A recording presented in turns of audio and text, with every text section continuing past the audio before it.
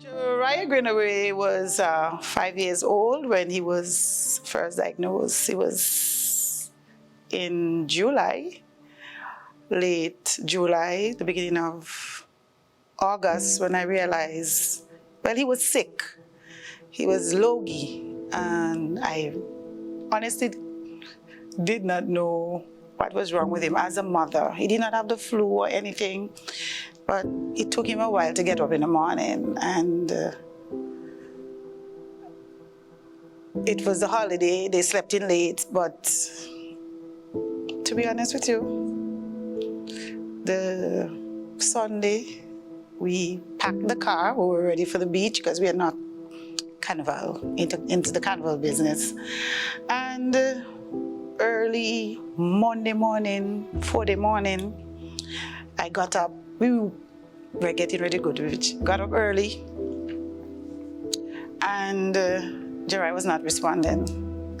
So with everything in the car, I took him straight to the hospital. And on the way down, it was very scary.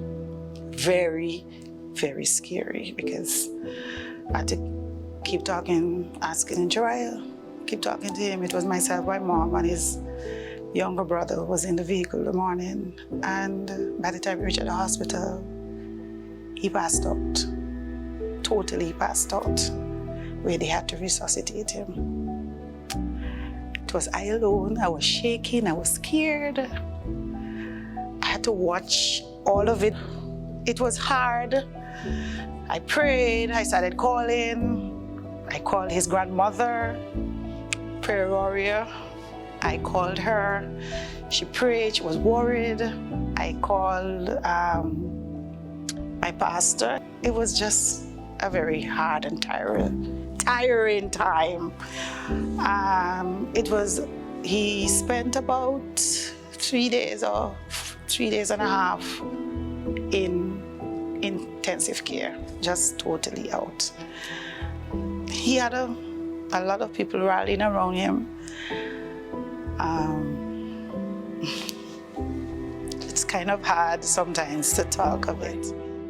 It was not easy seeing the doctors having that thing on his chest. And so young, he was, for me, 5 years old.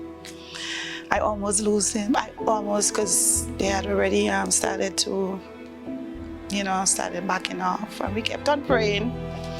And we kept on praying. Everybody kept on praying. And thank God, he came around.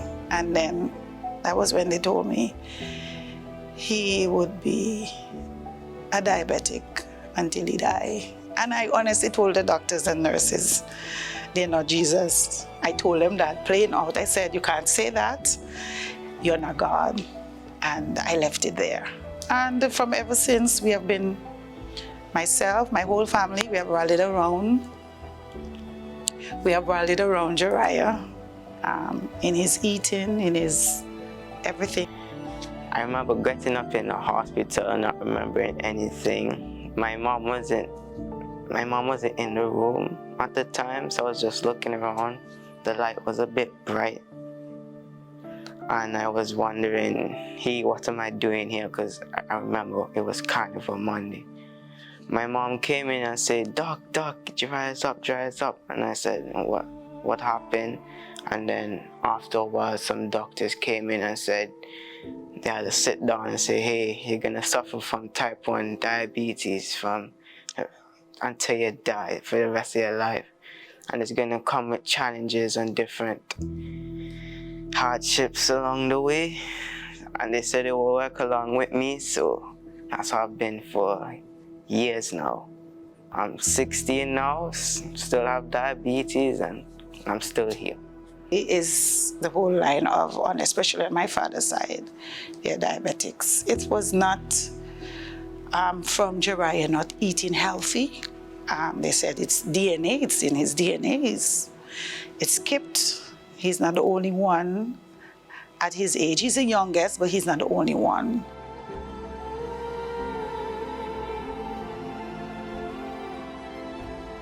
For one is eating, how I have to change my diet. The things that I would normally like to, I love drinking juice. Told me I have to cut that out. I can't go out as much as I would normally. I would have to be always walking around with my medication. How people would look at me different because of my sickness and how they would treat me different, which has happened. The hardest hardship I've had is when people come to me and they're scared of me, of my sickness, so I don't really communicate that well with others. They tell me, oh, you might get sick on us, and that they don't want anything to happen. So most of the time I'm by myself. On a school day, it was me having to get up first thing and testing the blood to see where his numbers are. And it would have been the first thing. Even if it was high or low, he had to get his medication. So that's a must. Even if whatever insulin is prescribed, he has to get it. So we would do that, then breakfast, and he had to be eating. Joriah, he was eating every 2 hours. I had to make sure that he had something in his, and make sure that the sugar was, as I said, was, balanced. Joriah loved his belly. Joriah loved to eat. He eats a lot. He likes to eat from ever since he was little. He has never been a fat person, but he just loves to eat.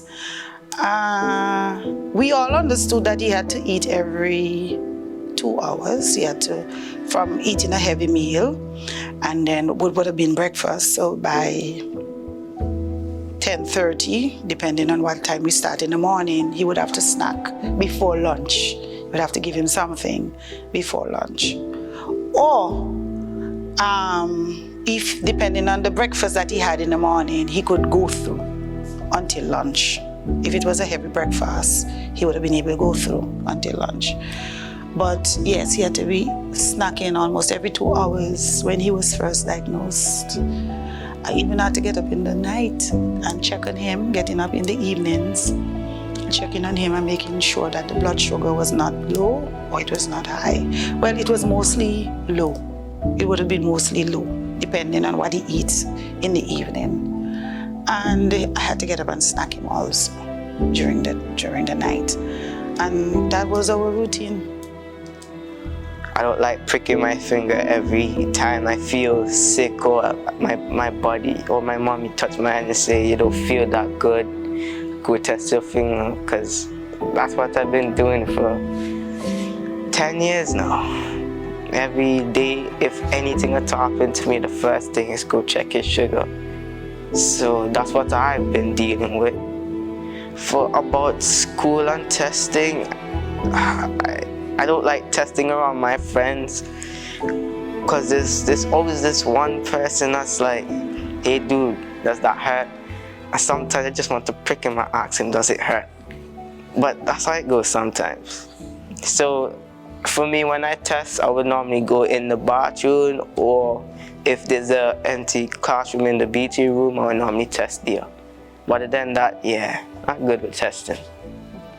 Dr. Roberts thought it was best if we took him off of the syringes and he was given a pen, which I was very grateful for, because the pen now has a very, very, very fine needle, and it has helped a lot, because from using the syringe, he started getting the skin started to get hard and black. So he has different sites. He has his shoulders, his legs, his thighs, and then now and again, depending on his feeling, he don't like it in his stomach that much, he will take it in his stomach.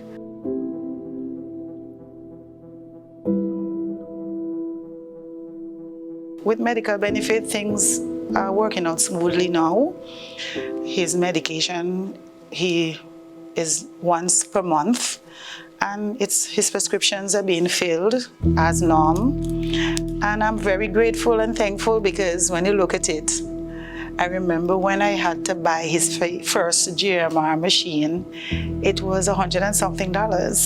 And he has gotten, I think, two or three of them from since he has been diagnosed. Yeah, and yes, also with a pen. So I'm very grateful with them for that. And he is too, because he used to give a lot of trouble when it comes to taking his medication. Plenty.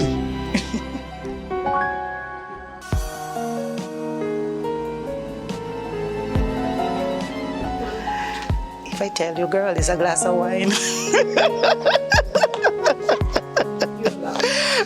For me, sometimes, especially when I'm finished, Lord, do you love that? It's just to relax. I love going to the beach myself and just chilling. I love being with my family. We love being with our family. But for me, just going home and sitting with a nice glass of wine and just relax.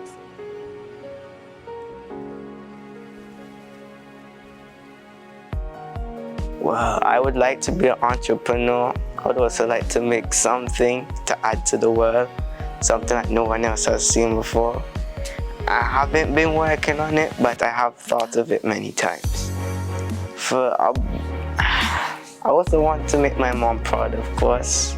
I've always wanted to be a hard worker and help her around the house, help her with money and stuff like that.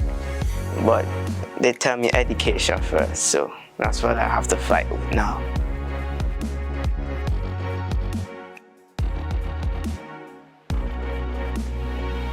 We balance, we enjoy life. We love the beach. We love to go hiking. Joriah enjoys sailing. There's nothing that is there set. We try our utmost best to just enjoy life. As he say, Mommy, I don't know how long I'm going to be here for. I'm grateful for being here, so I want to do as much as possible. And I am trying my utmost best to get him there.